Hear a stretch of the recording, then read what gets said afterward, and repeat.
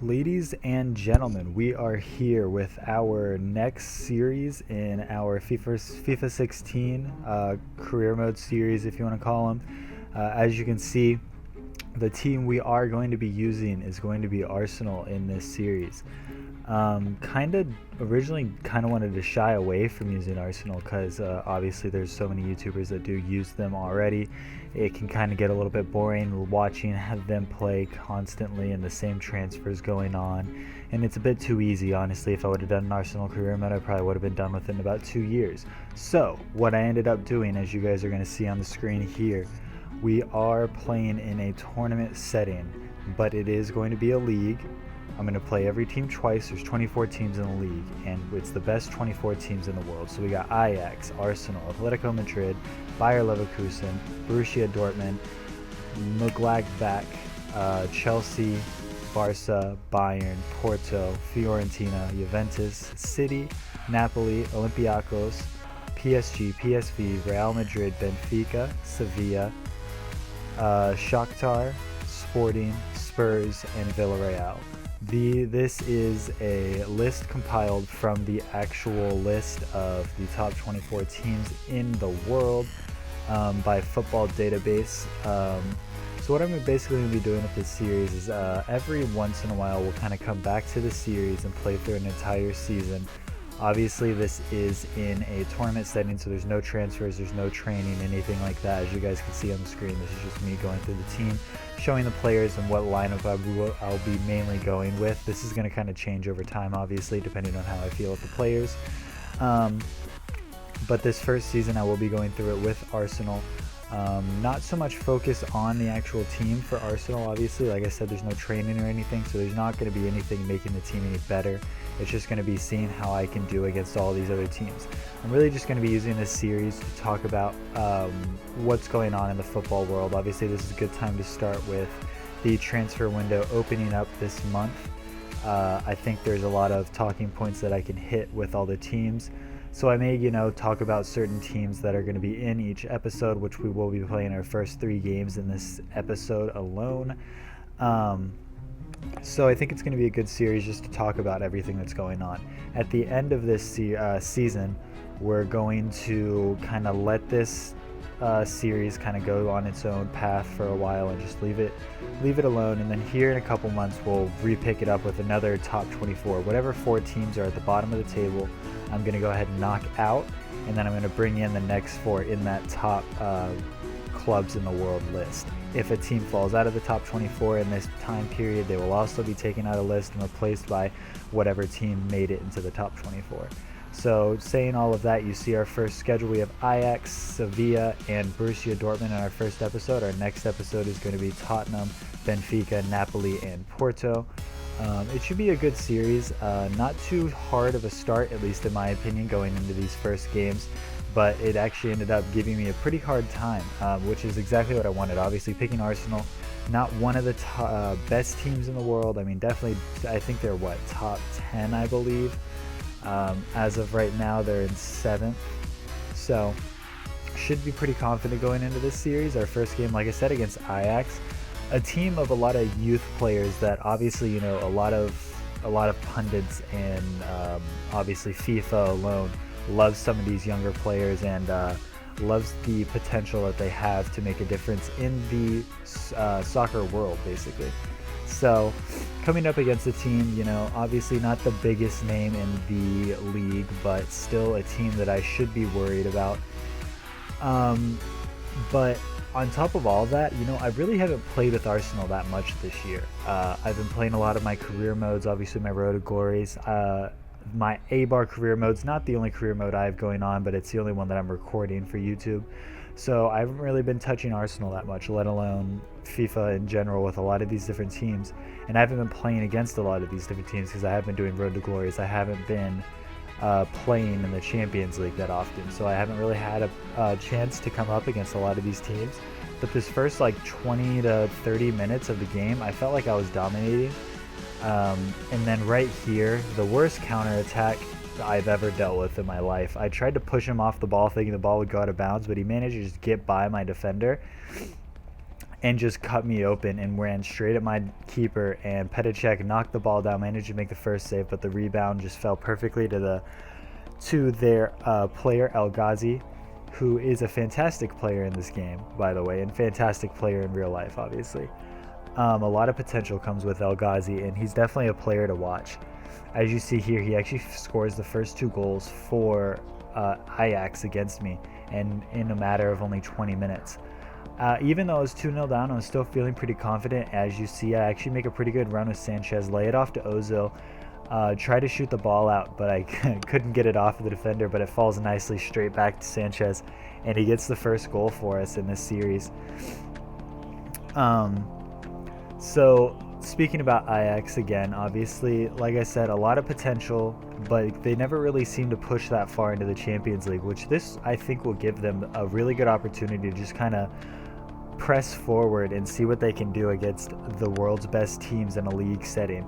The biggest thing that's going to be going on with this series is the fact that every game is only 3 or 4 days apart. You play a game on the weekend, and then you also play a game in the middle of the week. So the teams that are going to thrive the most are going to be the teams that have the most depth. So your Barcelonas, your Bayern Munichs, even Arsenal, and some of these English teams that are coming in. They should really have the best chance in progressing pretty far into this league and going pretty high into the standings because they have the depth to actually survive. Whereas I'm not entirely sure how much depth Ajax really have, but they're a strong team all the way around. They seem to have every position covered pretty well. So nonetheless, I think they should still do pretty well in the league. Obviously here I'm still losing 2-1. I was kind of frustrated with this game, and honestly it was kind of making me second guess this series because I was dominating this game, at least in my opinion. I felt like I was getting the shots the way that I needed, I was getting the corners, but I just couldn't seem to capitalize on my chances and wasn't able to actually score as many goals that I would have liked.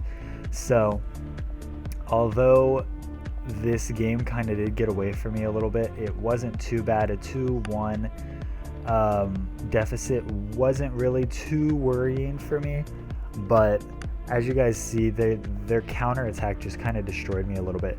And this was obviously one of the early games, so I was kind of still looking at maybe getting Mertesacker into the game, even though that lack of pace and even though his positioning's not ideal in this game. He kind of feels a little odd, which is a little different than any of the other FIFAs. Even though he was slow, he always had that good positioning to counteract it.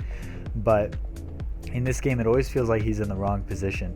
So I may be playing Gabriel a little bit more and even throwing in Callum Chambers into that center defense because I'm not really a fan of Mertesacker right now. I have played a couple episodes in the future, and I can tell you guys that Murta seems to be the root of my problems, along with Monreal, who has been an amazing player in the beginning of our season, the first half of our season.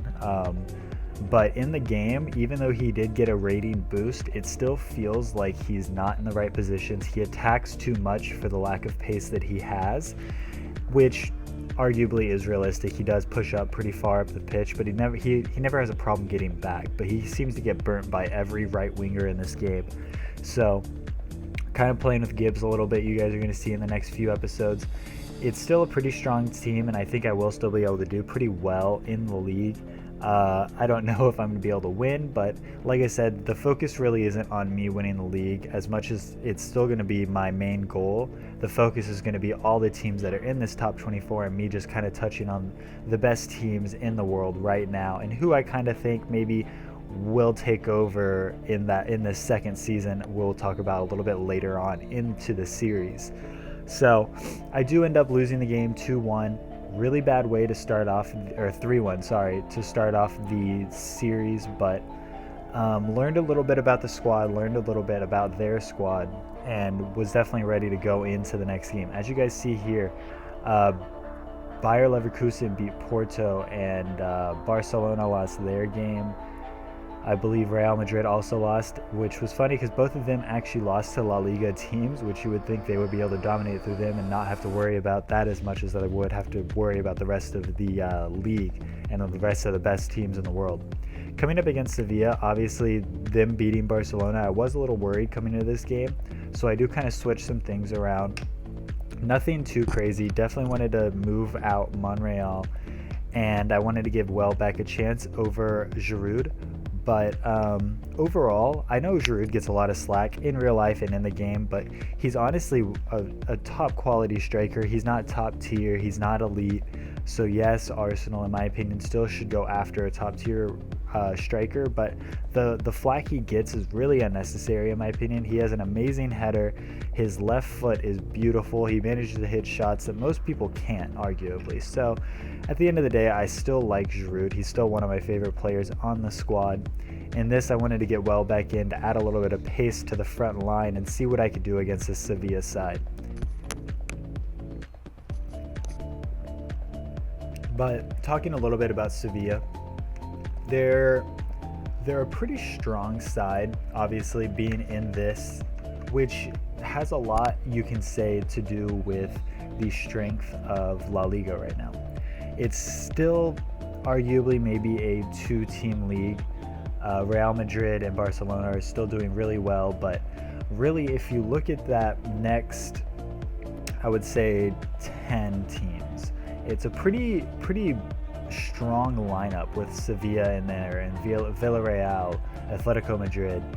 They're all capable, I think, in my opinion, of challenging in the league, because I think they can pull small, if not big, results from the top two teams. They can get a draw, they can get a win, and then they can definitely beat the lower level teams in the league, and then the rest of it is all a scrap. So I know a lot of people say, you know, EPL, best team in the league, they have the best teams, there's the most competition, there's this, that, and the other, but you really, I think, still have to look at La Liga and give them credit for what they're doing. The teams that they're building and the players that they're getting, they're not the biggest names in the world, but they're all building strong teams, just like the Premier League is with some of their lesser teams. This first half of the game, there was really no highlights. There was a lot of midfield battle, which is obviously a big selling point for both of these squads, Arsenal and Sevilla.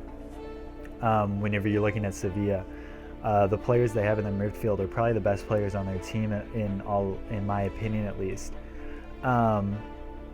So when it comes down to it, I think Sevilla really is a good team. Obviously, they did beat Barcelona in that last game. As I'm recording this, they're actually playing in the Copa del Rey round of 16, their second leg, and they're actually beating Real Betis 3-0. So like I said, strong team, a lot of good players. Immobile is still one of my favorite strikers in the game, in all honesty. He's not as good in this game as he used to be. Their defense, solid defenders with Rami and Koke. Jose Reyes, obviously ex-Arsenal player, maybe not the best Arsenal player in the world, but as you can see here, 81st minute, honestly thought I got that goal, and I was so hyped, I was ready. You know, I was thinking, okay, end of the game, I'm going to get a goal, we're going to win this, it's going to be great. Ended up being offside. I knew immediately after I struck that ball that I was offside, so a little disappointing. We are going to end the game here 0-0. So a little disappointing to get a draw here and only have 1 point coming out of our first two games, but not too bad at the same time, because I think we're still playing quality teams, and I knew this was going to be a struggle. I'll keep saying it this entire series. I knew this series was going to be a struggle. It's going to be hard, but it's a challenge that I was ready to take on, and I'm really excited for everything overall. But like I was saying, Sevilla, they're a fantastic team. A 0-0 here, a 1-0 win, I believe, against Barcelona. So they're looking pretty good in the league to start off the season. Coming into this third game, we're going to be playing against Dortmund, and as you see here, Debuchy just destroys Marco Reus. And side note, the things that happen without your control in FIFA are arguably some of the most annoying things in the world. Like, I didn't press any button. I was literally just running with Debuchy.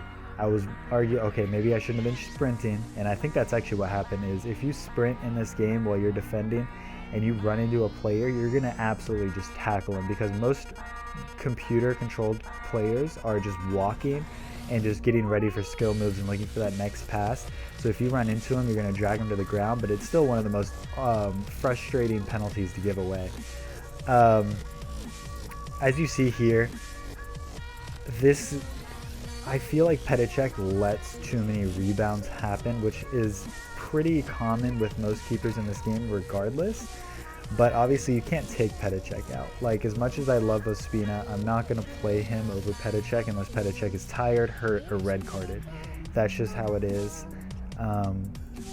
But if Petacek could just start catching the ball more in this game, I would not concede nearly as much as I do.